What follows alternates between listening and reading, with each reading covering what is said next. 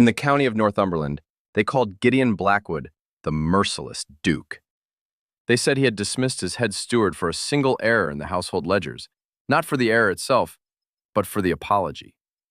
They said that when his prize falcon went lame in the autumn, he stood in the mew's doorway and said, without raising his voice, "It will be put down by the end of the month."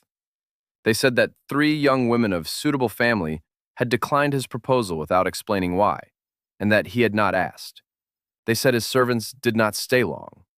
They said a great many things in Northumberland, in the particular way that counties talk about men they have given up trying to understand. What Patience Ashford would discover, in the weeks that followed her arrival at his gates, was something none of those stories mentioned. Not because it contradicted them, but because none of the people who told them had stayed long enough or been quiet enough to see what the stories left out. That was still ahead of her. On the morning she came north, she had nothing but a small leather trunk, her late father's treatment book, and the name of a man who had written, 12 years ago, in a letter she had found tucked inside a medical case. If you ever have need of a position, Blackwood has always room for someone who knows their trade. Her father was dead. The letter was the closest thing to a door she had left. She would have to knock on it herself. Ambrose Ashford had been a physician of the older school, one who believed that the body and the land were not separate matters, and who had spent 40 years learning both. He treated laborers' broken bones and earls' infected wounds with equal attention.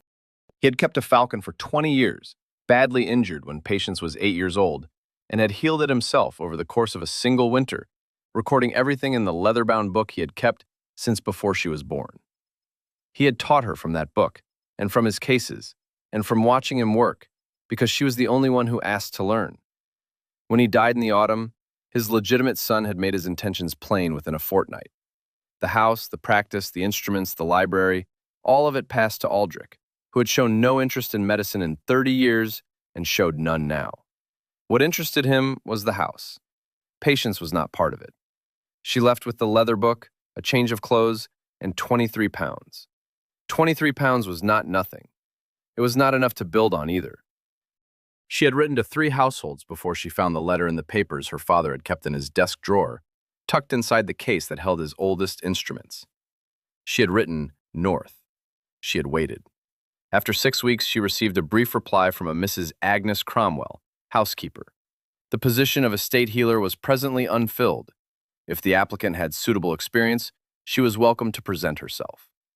The coach from York took 2 days. The final miles she walked because the hired cart turned back at the village.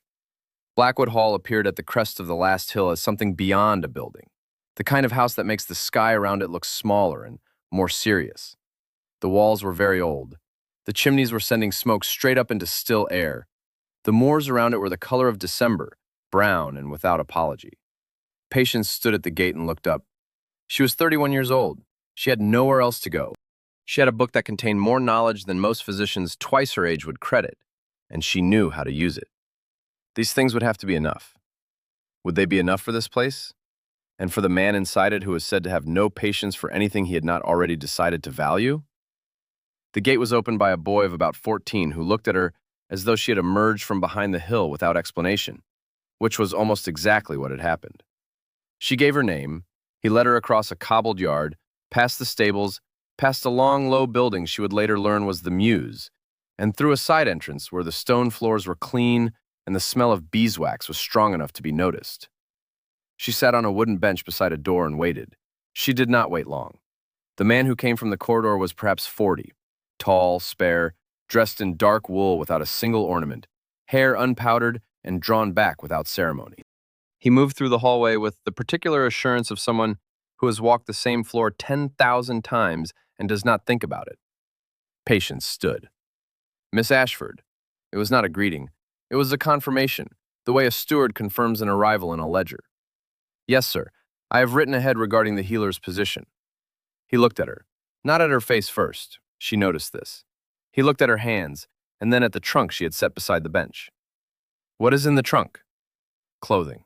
My father's treatment book. 4 prepared compounds and the materials to make more. The treatment book. His own work. 40 years of cases, cross-referenced by condition and ingredient. He was a physician of some standing in the West Riding. I know who Ambrose Ashford was. She waited.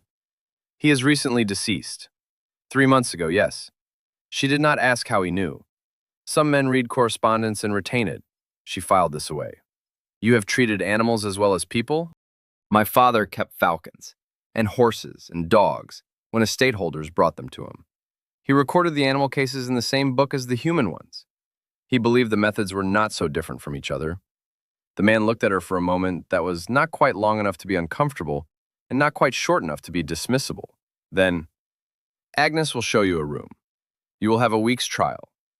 At the end of it, you will either remain or you will not. He turned and walked back down the corridor.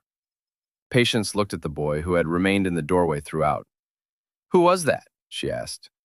The boy stared at her as though she had asked the color of the walls. That was His Grace, miss. The Duke. Patience looked at the corridor where the Duke of Blackwood had disappeared. She had spent 6 weeks preparing herself for an audience with him.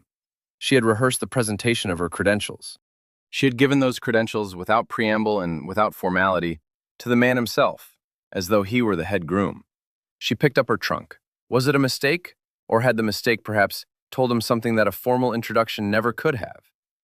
The house was cold in the way that old northern houses are cold, not for want of fires, but because stone holds the memory of every winter it has ever endured, and Blackwood Hall had endured more than most. The fires burned constantly.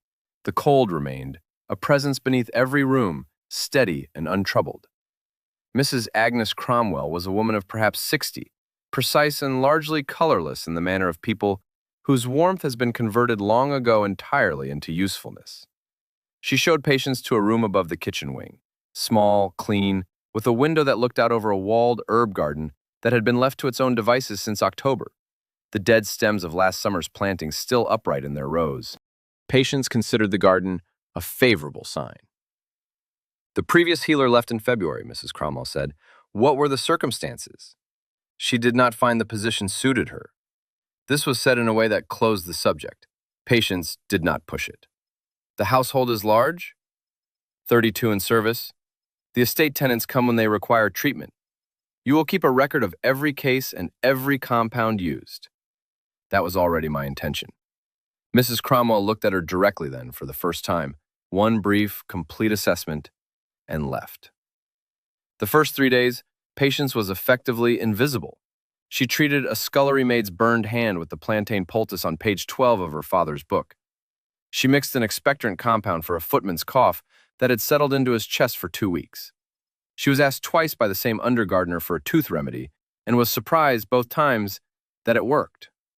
She walked the herb garden and took notes. She cataloged what had been planted, what had survived the winter, and what she would need to grow or obtain. She did not see the Duke. She saw the evidence of him constantly. The house was run with a precision that came from the top and moved downward without deviation. Every room she entered was exactly as it should be, and not 1 degree warmer. Every servant she spoke to answered her questions without elaborating. They were not unkind. They were simply, uniformly, careful. On the 4th day, old Gilbert found her. He had been head falconer at Blackwood for 40 years, which meant he had served under the present Duke's father, and his father's father before that. He was a small, weathered man who moved with the concentrated economy of someone who has spent a lifetime teaching wild things to trust him. He appeared at the gate of the herb garden in the late morning, stood there until she looked up, and said nothing until she had set down what she was doing. You're the new healer. I am. You've worked with birds before. It was not a question. My father kept a peregrine for 20 years. I have read his cases on others. What is it? He was quiet for a moment, looking at the rosemary she had cut. The Duke has a gerfalcon. Aster. Best hunting bird in the north of England, or she was until the autumn. Foot went wrong. I've tried everything I know. Has the foot been examined in full? The bone beneath the joint, not only the joint itself. As much as she'll allow. She's not taking food willingly now. Patience set down the rosemary. May I see her? Gilbert looked at her for a long moment. Then he turned and walked toward the mews, and she followed. Aster was a gerfalcon, pale as northern winter and nearly as still. She sat on her perch with her left foot drawn up and her eyes half closed. In a healthy bird, this meant sleep, and in a sick one meant something else. Her jesses were clean. Gilbert had been caring for her with obvious and meticulous devotion, but the foot she occasionally let down was swollen at the joint, and something in the angle of it was not quite right in a way that required looking at slowly rather than quickly. "How long?" Patience asked. 8 weeks. "And what did the Duke say when it began?" Gilbert was quiet for a moment, then, "He said she was to be given every chance. That was 4 weeks ago." A pause. "Last week he said that if there was no improvement by the end of the month, she was to be put down." The end of the month was 11 days away. Patience reached out slowly, letting the falcon scent her hand before she did anything else. Aster turned her head and considered her with one amber eye that held all the alertness the rest of her had given up. Not given up entirely, Patience noted. "I would like to try something," she said. Gilbert said nothing, but he did not say no, and in her experience, that was the same as permission. Was it the bird's eye that decided her? Or had she already decided, and the bird only confirmed what she already knew? The treatment she had in mind was on page 41 of her father's book. It was written in his characteristic way, dense, with cross-references inked into the margins, pointing to 3 other cases, and with a note at the end in smaller script that she had read many times. The difficulty with birds is that they cannot tell you where it hurts. You must watch where they do not move, and work backward from the stillness. This is not so very different from people. Most pain announces itself by what it will not allow. She prepared the compound the evening before, at the kitchen table after supper when the room was empty. Oil of cloves for the inflammation, pulped plantain leaf for the swelling, a linen wrapping soaked in diluted brine that her father had used on a hawk's talon injury 9 years ago, and recorded in careful detail, the initial application, the response at each stage, the final result. She read the page 3 times. Then she put the book away. She went to the mews before the household was awake. Gilbert was already there. He looked at what she carried without comment. "I will need to hold her," Patience said. "You can steady her if she fights. I don't think she will." She did not fight. Aster was too depleted for fighting, and perhaps her father had believed this without being able to prove it. Something in the quality of Patience's movement told the bird something. That this pair of hands was not going to make it worse. Patience worked for 2 hours without speaking. She unwrapped the foot and examined what was there. She pressed carefully along the small bones of the digit, learning the shape of each one, finding where the pain was by watching where the bird flinched and where she did not. She found what she had suspected from Gilbert's description, not a joint problem in the usual sense, but something in the bones of the foot itself, improperly healed from an older injury, perhaps a year ago, perhaps more, and now inflamed by the weight the bird continued to put on it. She applied the compound. She rewrapped the linen. She worked with both hands and most of her concentration, and the rest of it stayed on Aster's breathing, which shifted twice, once when the wrapping first touched the inflamed skin, and once later when something in the treatment began to do what it was meant to do. She did not know exactly when the Duke arrived. She became aware of him the way she became aware of a change in the light, not a sudden thing, but a slow alteration at the edge of her perception telling her something was different about the doorway. She did not look up. She kept her hands moving in exactly the way they had been moving before. She kept her breathing even and her attention on the bird. He did not speak. He stood in the mew's doorway. She could see him only at the outermost edge of her vision, a dark shape in a pale morning, in the stillness of someone who has decided to be present without interrupting. Light came through the high window above her workbench and fell in a long, pale stripe across the straw.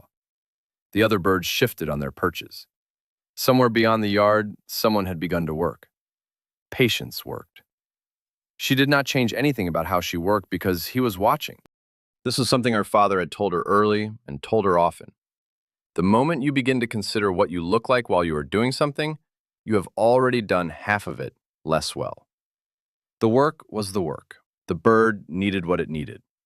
After a time, she reached into her pocket and produced a small piece of meat, given to her by Gilbert the day before, left out overnight to reach the temperature of the air rather than the cold of a storage room, because birds will refuse food that is wrong in ways people do not think to consider. She held it on her palm, very still, close to Aster's head. Aster turned, considered, and then, with the slow deliberateness of an animal that has been too ill for too long to fully trust its own appetite, she took it. In the far corner of the mews, Gilbert made a sound, not a word, only the sound a man makes when he has been holding his breath for longer than he realized. Patience did not look up. She rewrapped the final piece of linen and held the foot steady until the bird settled, and then she held it a little longer. When she finally straightened and turned, the Duke was still in the doorway. He was looking at the falcon, or he had been, and by the time Patience looked directly at him, he had shifted his gaze to something on the straw-covered floor, and his expression was the same expression she had seen in the hallway. Not cold exactly, but contained, as though whatever was in it was something he had decided should not be immediately legible, as though he were adding something up and had not yet reached the sum. He did not thank her. He said nothing at all for a moment that extended until she thought he might simply leave without speaking. Then, come back tomorrow morning. He left. His boots on the yardstones receded and were gone. Gilbert waited until the sound had fully disappeared. Then he set down the hood he had been holding throughout everything and looked at Patience with an expression she did not immediately know how to read, except that it was not surprise exactly. It was something more like recognition, delayed by 40 years of waiting for it. In 40 years, he said quietly, I have never seen him stay in that doorway for anything, without speaking, for as long as that. Patience looked at Astor, who was sitting more upright on her perch now, her good foot gripping the leather with something approaching her old firmness. Not healed, not yet, but different. What had Gideon Blackwood seen in that doorway? And had it only been the falcon he could not bring himself to look away from?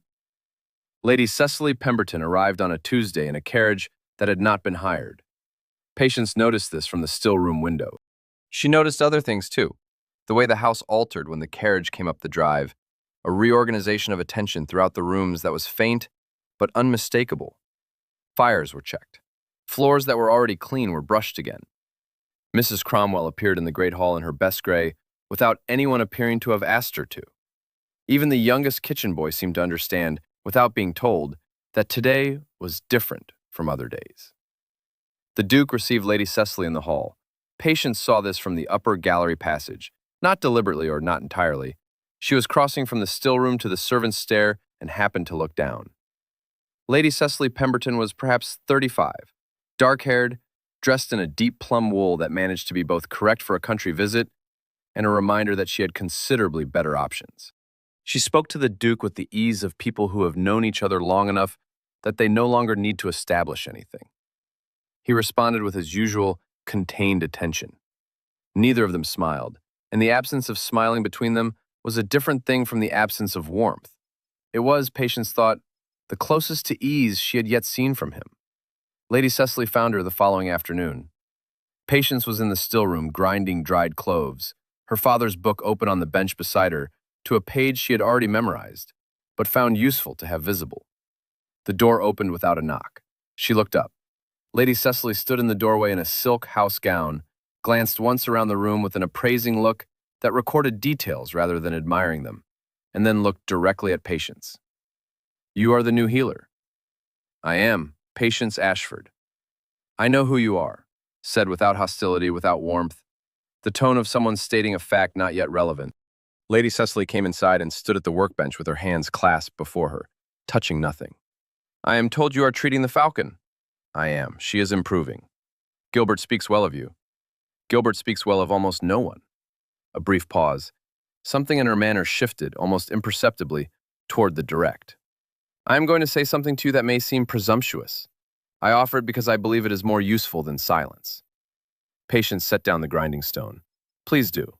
Women in your position, without family, without independent income, employed in a household such as this one, are not visible to men of his kind.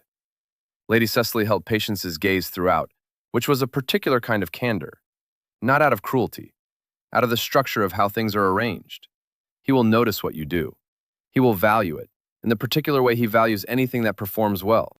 But noticing what a thing does and seeing the person who does it are not the same. I tell you this because it would be a greater unkindness not to. The still room was quiet. Outside, a wind had come up from the north and was saying something against the window glass. I understand what you are telling me, Patience said. Good. Lady Cecily straightened slightly, a small adjustment of posture that closed the private portion of a conversation. The falcon is the first thing at Blackwood that has improved in some months. I am glad of it. She left. The door settled into its frame without sound.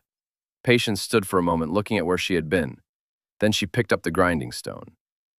Lady Cecily Pemberton had sought her out specifically. She had found the still room, which was not in an obvious part of the house.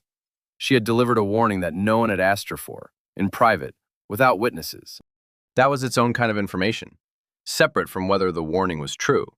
Was it given from certainty or from the particular unease that comes from knowing that certainty and security are not the same thing? By the end of the first week, Astor was eating twice a day, not with the appetite she would have shown before the injury. That would take months, and might never fully return to what it had been, but with enough regularity that Gilbert, one morning, permitted himself the word encouraging. From Gilbert, Patience had learned, this was roughly equivalent to another man saying, I had stopped believing she would live, and I no longer believe that. The foot was still swollen. The wrapping came off each morning and went back on. Patience adjusted the compound on the fourth day, reducing one element and adding a dried herb from page 43 of her father's book, a preparation he had used for the second stage of soft tissue healing, and which he had noted the birds seemed to find either interesting or tolerable, those two responses being functionally the same. She kept notes in the margins. She recorded the changes in the foot's appearance against the corresponding treatment on each day, as her father had always done, so that if the case was ever needed for reference, it would be complete. Gilbert watched all of this without comment. He had 40 years of knowledge and the rare skill of knowing when to apply it and when to stand back, which was a kind of wisdom that looked like quietness from the outside, and was, from the inside, something considerably more active. On the fifth morning, while Patience was completing the treatment, he said, his father kept gerfalcons, the seventh Duke. Patience listened without turning from her work. Different birds over the years, but the same regard for them, the belief that they were worth the full attention. Most people who keep falcons feel that way, not in the way he did. Gilbert was quiet for a moment, looking not at Patience, but at some point in the middle distance that was probably a decade or two away. He was not a man who showed warmth for much. The house ran correctly as a clock runs correctly, because the mechanism is right, not because anyone is glad of it, except in here. He let his gaze settle on the mews around them, the birds on their perches, the cleaned leather, the ordered racks of hoods. In here he was another person. Patience said nothing. She held the foot steady and waited for Astor to settle. The boy used to come and watch. 8, 9 years old. He never spoke. He would stand in the doorway and watch his father with the birds. How careful he was, how much attention he gave them. Gilbert paused. I think it was the only time the boy saw the man be careful about anything. The light in the mews was the pale winter light of mid-morning, coming through the high window above the perches in a long, cold stripe. One of the other birds shifted and resettled with a soft sound. He learned falconry from his father, Patience said. He learned something else from him as well. Gilbert picked up a hood from the rack and examined the stitching with the unhurried attention of someone who has been examining the same stitching for decades. He learned that some things are worth being still for, worth not interrupting. Patience looked at Astor, who was holding her treated foot with slightly more conviction than the day before. Gilbert, Astor was the last bird they flew together, before the old Duke died. It was not precisely a question. She had worked it out from the way he spoke about the bird, the specific weight of feeling in it that went beyond a falconer's professional attachment. Gilbert set the hood back in its place. The season before he fell ill. She was just coming into her best then. He was quiet for a moment. When the Duke says she is the best bird in the North, he is not only saying what he thinks, he is saying what his father said, the last time they were out together. Patience looked at the falcon, who returned her attention with an amber eye that had, over 5 days, recovered much of its sharpness. Was that what she had seen in the doorway? A man standing where his father had stood, watching something being restored that he had not known how to restore himself? She was reading page 41 by candlelight when she heard his boots on the yard stones. Past 9 o'clock. She had come to the mews after supper to check the wrapping. Cold evenings sometimes tightened the inflammation, and she preferred to see for herself. Astor had been settled and the foot was holding well, and Patience had stayed longer than necessary because the mews at night was unlike the rest of the house. The birds quiet on their perches, the candle making its small, warm circle, the cold present but not aggressive. She had taken the book from her coat pocket and begun to read, not with any particular purpose, but in the way one reads something familiar when the mind needs steadying after a day of many things. She heard the footsteps cross the yard. She did not look up immediately. He came in and stood for a moment in the doorway, the same place as before. Then he came inside, which he had not done before, and sat on the far end of the bench. Not close, not so distant as to announce itself, simply, there was a bench, and he sat on it. Patience continued reading. He did not appear to need anything from her. After a time he said, "How does she stand tonight?" "Well, she's taking more weight on it than this morning." Patience turned a page without looking up. "Another week and I think we can begin reducing the wrapping." He nodded once. His gaze went to Astor. The silence that followed was the particular kind that occurs when two people have both stopped needing to fill a room with sound. The candle said something about it. Single candles move slightly with the air, and the movement gives a silence texture, shadows shifting and returning, everything in the small warmth made slightly more present. "You wrote the letter," Patience said. "Not your father. You." She had worked this out over the preceding days. She said it now because it had arrived at the point where not saying it would have been a kind of inaccuracy. He was quiet for a moment. "Yes. You were young. 22. Your father came here that winter to treat a bird, a tiercel of my father's that had been declining for 3 months.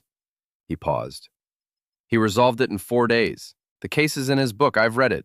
I know. He showed it to me before he left." He was looking at Astor. "I wrote the letter because it seemed important to record somewhere that if a man with that kind of knowledge ever needed a position, there was a house that would receive it properly." A brief silence. "I did not expect it to be acted upon 20 years later." 12 years, Patience said. "He wrote the letter 12 years ago. He received it and kept it, and I found it only after he was gone. I had been through every drawer in his desk, and it was the last letter in the last case." She said this without particular emphasis. It was simply what had happened. "When Aldrich came," he said, his voice was level, asking without pressing, "within the fortnight." He said nothing for a moment, then, "I am sorry for your loss." Patience had heard these words from the minister, from neighbors, from Aldrich himself with his eyes on the furniture, from several people who had known her father well and several who had not known him at all. They had all said something correct. This was the first time the words had carried what they were supposed to carry. She did not say thank you. She said, "He would have found fault with the herb garden within the first hour." And then fixed it himself and written 4 pages of notes about why the previous arrangement was wrong, and annotated those notes 3 years later with corrections to his own corrections. Something shifted briefly in the Duke's expression. Not a smile precisely, but the anteroom to one. The change in a face that occurs before feeling has decided whether it is welcome. "He sounds like a man worth knowing." "He was," Patience said.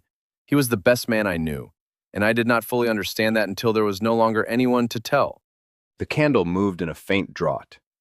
Astor shifted, resettled. He said, after a long moment, "The tiercel my father flew that winter was called Crispin. He died 2 years later, of age. My father kept his hood." "Is it still here?" "Third from the left on the upper rack." Patience looked. In the dark she could not distinguish individual hoods, but she could see the row of them. Leather and silk, the accumulated record of 40 years of birds, each one the kept remainder of something that had mattered. "Gilbert told me about your father," she said, "about this room. Gilbert tells a great many people about my father. He told me in particular." She looked at the rack again. "He told me because he thought I should know." He did not answer immediately. When he did, his voice had something in it that was not quite irony, and not quite grief, but occupied the territory between them, as certain truths do when they have been carried a long time. "He has always known more than he says. Most people who are worth listening to do." He looked at her then, not briefly, not appraisingly, but in the particular way of someone who has just heard something accurate about themselves, stated by someone who had no particular reason to state it. He stayed another hour. They spoke mostly about the birds, about Astor, about the other falcons, about a kestrel that had come in from the north field with an injury Patience had been managing separately. It was ordinary conversation, careful and specific, the kind that goes where the information leads rather than where either person intends. And the quality of the hour was something she carried with her when she finally took her candle and went back through the dark of the yard to the house. Who had needed that hour more, and had either of them, coming into the mews that evening, expected to find what they did? She found it on a Sunday, in the second week, following a cross-reference in the margins. She had not been looking for it. She had been reading the book in the way she sometimes did when the day was quiet, following her father's notations from one case to the next by the logic of connection rather than by date, the way a conversation moves. A marginal note on page 67 sent her to page 89, which sent her back toward the rear section of the book, to a passage she had read once before, years ago, and not thought of since. The heading was in her father's compact hand, in the upper corner of the page. Blackwood, Northumberland. November. A gerfalcon in the care of the 7th Duke. Patience sat with the book on her lap and did not move for a moment. She read the case again. It described a gerfalcon that had stopped taking food and was declining from causes the resident falconer could not determine.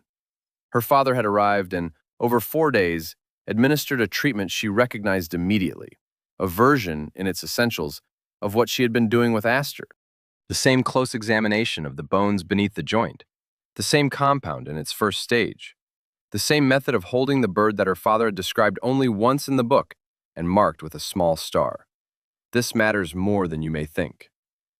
At the end of the case notes, after the medical record, her father had written in smaller script, "The falconer here is named Gilbert. He has served this family for longer than the present Duke has been alive, and he knows these birds as well as any man I have yet encountered." On 2 of the 4 days of treatment, the son of the house came and stood in the mew's doorway to watch. He would have been perhaps 12 years of age. He did not speak, and he did not leave until the work was finished.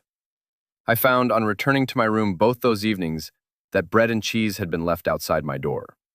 This was not the housekeeper's arrangement. I asked, and she knew nothing of it. The boy did not say he had done this. I believe he assumed I would not notice, or perhaps that it did not require noticing. I record it here because I think it says something worth recording. Patience read this passage twice. Then she closed the book and set her hands flat on the cover. The boy who had left bread outside her father's door and expected nothing, and said nothing about it, had been Gideon Blackwood, Duke of Blackwood. He had stood in the mew's doorway, this mew's doorway, at 12 years old, watching a stranger work in the same silence in which, 30 years later, he had watched her. He had learned it, perhaps, here, how to be present without requiring anything, how to stand at the edge of something and not disturb it. She brought the book to Gilbert the following morning and held it open to the page. He read it without speaking, taking the whole passage with the deliberate pace of a man who reads slowly because he means to remember. When he reached the end, he was quiet for a long time. "He told me once," Gilbert said finally, "that he remembered your father. He said it as though it were an ordinary thing to say." He looked at the page again. "The bread and cheese. I thought I had left it myself and forgotten." "He was 12 years old," Patience said. "He was 12 years old," Gilbert agreed, "and he thought no one would notice." He closed the book and handed it back with both hands, as one returns something that ought to be handled carefully. "Your father noticed." "My father," Patience said, "noticed everything he was meant to notice." She did not show the book to the Duke. She did not tell him she had found the page. It seemed to her that some knowledge changes the way you see everything without requiring a conversation about the change, and that insisting on the conversation would diminish something. That evening she brought the book to the mews and set it on the bench beside her, closed, while she checked Astor's wrapping. The Duke came at the usual hour. He sat in the usual place. He looked at the book without commenting on it. They spoke about Astor, who had stepped fully onto the treated foot that morning for the first time, briefly, carefully, but without flinching. They spoke about the kestrel, whose recovery was following a different and slower path. They spoke about the weather turning and what it might mean for the inflammation. The book sat between them on the bench, closed, holding its 16 years of silence the way it had always held everything her father thought worth keeping, patiently, without announcement, waiting for the place where it would be fully understood. Had it always been carrying this? And had it taken losing everything for her to arrive in the only room where that page could mean what it had always meant? Something changed in the house on Wednesday. Patience noticed it the way she noticed most things, not in any single moment, but in the accumulation of small ones. A conversation in the corridor that stopped when she came around the corner, with the particular cleanness of something stopped rather than simply finished. Mrs. Cromwell's manner toward her, which had been precise but fair, was now precise and careful, which was not the same thing. The Duke's solicitor, a Mr. Reginald Lytton, who had arrived from London for other business, happened to cross her path in the passage near the library and asked, with great politeness, whether she might be available for a few minutes of conversation. She was available. She followed him into the small reading room and sat in the chair he offered, and he sat across from her and folded his hands and said he hoped she was finding the position at Blackwood suited her. She said that she was. He asked, with continuing politeness, how long she had practiced medicine under her father's supervision. She told him. He asked whether she held any formal qualification of her own. She told him the truth. She did not, because there was no institution in England that would grant one to a woman, a fact that had not prevented her from acquiring the knowledge one would need. He noted this without apparent reaction and moved on to whether the correspondence between her father and Blackwood Hall had included any documents relating to financial matters. Only the letter of position, she said, which I showed Mrs. Cromwell on arrival, of course. He wrote something in a small notebook and closed it. Thank you for your time, Miss Ashford. She stood. Mr. Lytton, she said, you are welcome to tell Lady Cecily, when you next have occasion to speak with her, that I understand what these questions are. He looked at her. His expression did not change, which was its own kind of answer. That evening, Mrs. Cromwell came to the still room with a message from the Duke. He had been made aware of the situation. He could arrange for the matter to be resolved quietly. It would require only that she accept a generous settlement and a written reference, and the whole thing would be concluded without further difficulty. Patience listened to this carefully. Then she said, please tell His Grace that I have done nothing that requires a quiet resolution, and that I would prefer to remain. Mrs. Cromwell looked at her for a moment. Then she said, I will tell him exactly that. And she went. Patience went back to grinding the compound she had been preparing before the interruption. Her hands were steady. The work was still the work. What was Lady Cecily protecting? And was it the same thing Patience was refusing to surrender? The gathering was at Alderton Park, 4 miles south of Blackwood, at the home of Sir Edmund Halsworth, whose wife Patience had been treating for a persistent chest inflammation since the second week of her arrival. She had been asked to attend because Lady Halsworth had improved significantly, and Sir Edmund wished her to be present in case of any relapse during the evening.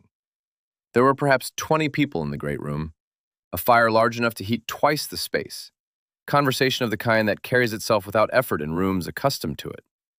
Patience stood near the far wall, with a glass of Canary wine she was not drinking, watching Lady Halsworth's color across the room and finding it satisfactory. She saw Lady Cecily arrive and did not look away. Lady Cecily saw her, and her expression did not change, and that, too, was information.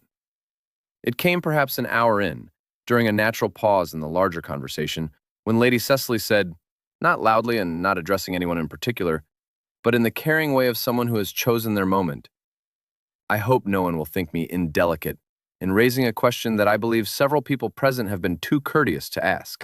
She raised the question. She did it well, measured, apparently reluctant, framed entirely as concern for the welfare of the county's people and for Blackwood itself. She questioned the basis of Patience's knowledge. She noted the irregularity of a woman without formal training practicing in a household. She observed that the falcon's recovery, though welcome, had occurred over a period during which natural improvement might have accounted for some portion of the result. And she said, with the particular precision of someone who knows which words carry the furthest distance, I think only of the Duke's position, a man of his standing, a bachelor household, a woman of uncertain background in a position of unusual proximity. I raise this only because I believe someone ought to, and because it seems unlikely anyone else will. The room was quiet in the particular way that rooms are quiet when everyone is listening and no one wishes to be seen doing so. Patience did not speak. She stood in the stillness she had learned, her father's stillness, she sometimes thought, the one he wore during difficult cases when rushing would have made things worse. She looked at Lady Cecily with an expression that offered nothing and defended nothing, because both would have been admissions of something she did not feel. On the way back to Blackwood, in the hired conveyance, she looked at the dark moors through the small window and thought about her father, who had spent 40 years doing good work in rooms that did not always welcome it, and who had never, as far as she knew, spent a night questioning whether he had been right to. She was not her father, but she had his book, and she had his method, and she had at least that much to stand on. Mrs. Cromwell was waiting when she came in. The message from the Duke was the same as before, only with more generous terms. The matter could still be resolved quietly. He could ensure she left Blackwood with everything she needed to begin again elsewhere. Patience said very calmly, "Tell him no. Tell him I am still here, and I intend to stay here, and that I would be grateful if he trusted my judgment on this, as I have trusted his on a number of other things." Mrs. Cromwell departed. The house was quiet around her. Had she been right? And in refusing him, had she understood what he would do next, or only hoped? 3 days later, the Duke sent word to the neighboring estates that Blackwood would be flying its birds on Friday morning. It was late in the season for it. Several of those who received the message noted this privately and came anyway, because an invitation from Gideon Blackwood to see the Blackwood falcons was not a thing people declined, late season or otherwise. They came in small carriages and on horseback, arriving in the yard as the frost was beginning to lift from the stones. And they were met by Gilbert, who brought the birds out one at a time for the inspection that traditionally preceded a flight. Patience was there. She stood with Gilbert, a little to one side, in her working coat, her father's book in her pocket. She had not been asked to dress otherwise. She had not been told to stand elsewhere. These two facts, she thought, were themselves a kind of statement. The Duke came out of the house with Lady Cecily behind him. She had remained at Blackwood, a guest too well bred to leave before the situation resolved, and he moved through the gathered company with the ease of a man on his own ground. He spoke to several of the visitors. He did not come to Patience. Gilbert brought out Astor last. She came onto the glove with the unhurried authority of a bird that has come through something and arrived on the other side, knowing the full extent of her own capability. She was not the bird she had been at her best before the injury. She was not quite that, and might not be again. But she was present, and she was whole, and she looked out at the north field with her pale gerfalcon's eye, and every person present who knew birds understood immediately what they were looking at. Patience watched the Duke's face as Astor came out. It did not change in any way that most people would notice, but she had been watching him for 3 weeks, and she saw what was there. The particular quality of relief that people carry when something they had given up on has come back, and they are not yet entirely certain they believe it. He flew her alone. He took the hood off and cast her up himself, and she went, clean and certain, rising above the field in widening circles, and then out and over the moorland edge with that long-winged gerfalcon's flight that covers ground the way wind covers it, without apparent effort. She came back to his glove as though she had never been anywhere else. No one said anything for a moment. Then the Duke brought Astor back toward the mews, which he generally did not do. This was Gilbert's task, and as he passed Patience, he stopped. "The book," he said. It was not a question and not quite a request. She took it from her pocket and gave it to him. He turned back to the gathered company. He opened the book to the case her father had written 16 years ago, the 7th Duke's tiercel, the 4 days, the treatment, and he read it aloud, plainly, without emphasis, as one reads a record because it is accurate. Then he turned a few pages forward and read the case of Astor, including Patience's own additions in the margins, which she had not expected him to have read at all, let alone to know well enough to find quickly. He closed the book. "Miss Ashford came to this household with this knowledge and this record," he said. "She applied both with more care and to greater effect than anything this estate has been able to arrange in the 8 years I have managed it." He looked at the gathered faces, not at Lady Cecily specifically, but at all of them, which was more absolute. "I will not have her skill questioned. I will not have her character questioned. If anyone present finds this statement inconvenient, I am available to discuss it at whatever length is required." The yard was very quiet. Lady Cecily said nothing. She stood with the precision of a woman who knows when a position has become untenable and who has too much dignity to contest it beyond that point. She would leave the following morning, and the letter she sent from her family estate some weeks later was brief, correct, and contained nothing that could be held against her. When the others had moved toward the house for the warming drink that followed a flight, and only Gilbert remained in the yard, the Duke came back to where Patience stood. He held the book out. She took it. "I owe you an apology," he said. "I should have done this 3 days ago. You have done it now. That is not the same as having done it when it was needed." "No," she agreed, "but it is not nothing." He looked at her for a moment. Then he went inside. Gilbert, who had heard all of this, said nothing. He took Aster from the glove and carried her back to her perch with the deliberate attention he brought to everything, and he did not look at Patience. But she saw, when he turned away, that his expression was the expression of a man who has been waiting for a particular thing for longer than he could have named, and who has just seen it arrive. Was this the moment she understood what he had been doing in that doorway all those weeks ago, and all those years before she was born, and why it had mattered enough to wait for? In February, the frost began to lift. The herb garden was still frozen, but beginning to consider otherwise. Patience was on her knees in it one morning, sorting through the seed packets her father had kept in the back of the book. Small, folded papers, labeled in his handwriting, the labels somewhat faded but still legible, when she heard the gate. She did not look up. She knew the sound of that particular approach. He stood at the gate for a moment as he stood at the mews doorway, present, not interrupting. "The matter with Lytton is resolved," he said. "Lady Cecily has agreed to a formal withdrawal of the questions she raised. It will go no further. Mrs. Cromwell told me." Patience set a paper packet aside and reached for the next one. "Thank you. I should have done it sooner." "You did it." He was quiet. She went on sorting. A robin had appeared on the wall above the dormant lavender and was watching both of them with the particular impartiality of small birds. "I would like to ask you something," he said. "You may say no." Patience looked up. "Would you stay?" "I am employed here. I already stay." "I don't mean that." The garden was still. The sky above Blackwood was the high, pale blue that comes after cold mornings, clear and without cloud, the kind of sky that belongs to a day that intends to be better than the day before. "I wrote the letter to your father the evening after I watched him work," he said. "I was 22 years old. I had not before that day seen anyone do anything with that quality of attention. I wrote it because I wanted to say, somewhere, that this kind of thing exists and is worth a position." He looked at the frozen ground between them. "I did not know then that there was a daughter. I did not know that the daughter was the one who had learned it." A pause. "I am telling you this because I want you to know that I am not offering you something out of obligation, or out of convenience, or out of having run out of other options. I am offering it because you are the most honest person I have shared a room with in a very long time." Patience was quiet for a moment, her hands still on the seed packets. "I am not easy," she said. "I have been told this by several people whose opinion I respect." "I know."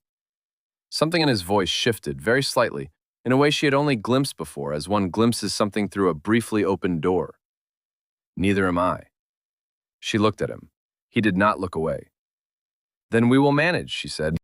They were married in March, in the village church, with Gilbert and Mrs. Cromwell as witnesses. There was no formal gathering, no procession, nothing that required the house to rearrange itself. Mrs. Cromwell wept, briefly and without apparent warning, and was immediately composed again. Gilbert did not weep. He did, in the weeks following, begin the training of a new peregrine, with a seriousness that exceeded what the bird alone required, as though the business of preparing something for the future had become newly pressing. Afterward, in the small room behind the vestry, the register was signed and the legal papers completed. The Duke asked to see the book. She gave it to him. He turned to page 89 without pausing. He knew where it was, and read the case from the beginning. The arrival, the 4 days, the treatment, and then the final paragraph in her father's smaller hand. He read it in full and without speaking. When he reached the end, he held the book for a long moment, looking at the page, at the words about the bread and the cheese and the boy who had not expected to be noticed. She watched him and did not say anything. It seemed to her like the kind of reading that does not want a response, and she had learned by now that he knew the difference. Then he turned to the last blank page in the book. There were only a few remaining, and wrote in his own hand in the margin the date and a single word, "Here." He closed the book and gave it back to her. She looked at the word, "Here," a location more than a sentiment, though it was both. Here, in this house, on this day, in this room, at this hour. Not anywhere else, not at any other time. She put the book in her pocket. In the years that followed, the book went on as her father had always intended books to go on, accumulating. Patience's additions to the cases grew. Cross-references multiplied in the margins. The herb garden was entirely replanted by April, and its new arrangement written up in a separate notebook that she indexed against the original with the careful precision she had inherited from the man who started it. Astor flew for 3 more seasons, commanding the North Field with an authority that the other birds acknowledged the way all birds acknowledge the one among them that has come through something and knows it. Gilbert trained 6 birds in the 5 years after the marriage, more than in any comparable span before, as though some previous consideration had been lifted, and he was finally free to get on with it. Lady Cecily Pemberton settled quietly on her family's Devonshire estate. She was not unkind to Blackwood in her departure or afterward. She sent a correct letter and received a correct reply, and the whole matter was concluded with the particular civilized thoroughness that both parties preferred. Patience thought of her sometimes. Not without charity. She had told the truth about how the world was arranged, and the truth, whatever else one said about it, was worth something. The kestrel from the Northfield was released on a morning in late February, before the marriage, when the frost was just starting to pull back from the edges of things. Gilbert carried her to the far end of the field and opened his hand, and she went up without hesitation, the way healthy things do when they are finally given room. Patience stood at the field's edge and watched until the bird was gone, absorbed into the pale winter sky that held everything for a moment and then held nothing. Behind her, at some distance, she heard footsteps, unhurried, not approaching, simply arriving. Someone standing at the edge of a field, watching something she was also watching. She did not turn, she already knew. They stood there for a while, the two of them, separately and together, while the sky went on being what it had always been, wide and cold, and holding far more than it appeared to. What had been given here, and what received, and was there ever in the end any difference between the two?